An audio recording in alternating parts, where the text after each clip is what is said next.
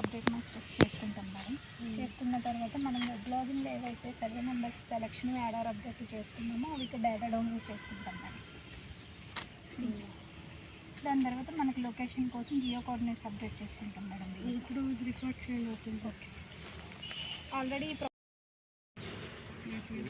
అంటే ఇద్దరు ఇది కొన్ని రైతులకు కలిపి ఒక ఎల్పీ నెంబర్ వచ్చారా? అంటే మేడం ఇది మనకు ఫిష్ ట్యాంకుల్లో ఒక 5-6 రైతులు నుంచి ఒక 5-6 పట్టణాలు ఫిష్ ట్యాంక్ అవి అప్పుడు ఏం చేస్తారంటే 5 రైతుల దగ్గర కన్సల్ట్ తీసుకుని ఫిష్ ట్యాంక్ అవుతుంది.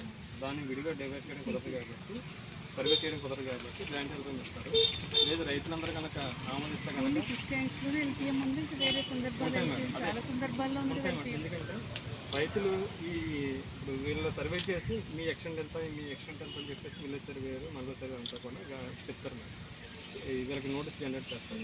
చేసినప్పుడు మాకు ఈ ల్యాండ్ ఇది మాది కాదు, ఇంకా మాది ఇంకా ఇది ఉందని చెప్పేసి చెప్పినా కూడా వాళ్ళ అగ్రి కాకపోతే కనుక జాయింట్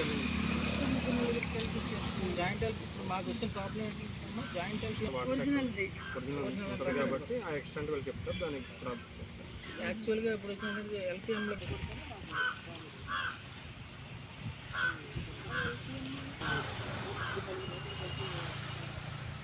పెట్టాలనేది దాంట్లో దాన్ని కంపెనీ కలుపుకోవచ్చు. ఇప్పుడు ఎవరున్నారు మీకు బీసీఆర్సీ కార్డు ఉన్నాయా? జనరేట్ ఇంతకుముందు ఉందా? ఇప్పటివరకు ఉండాలి.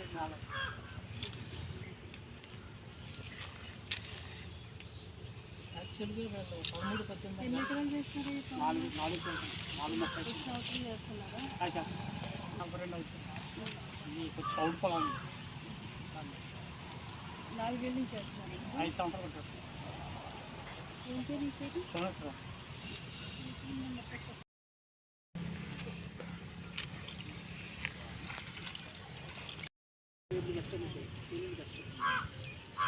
యాక్చువల్గా లేసి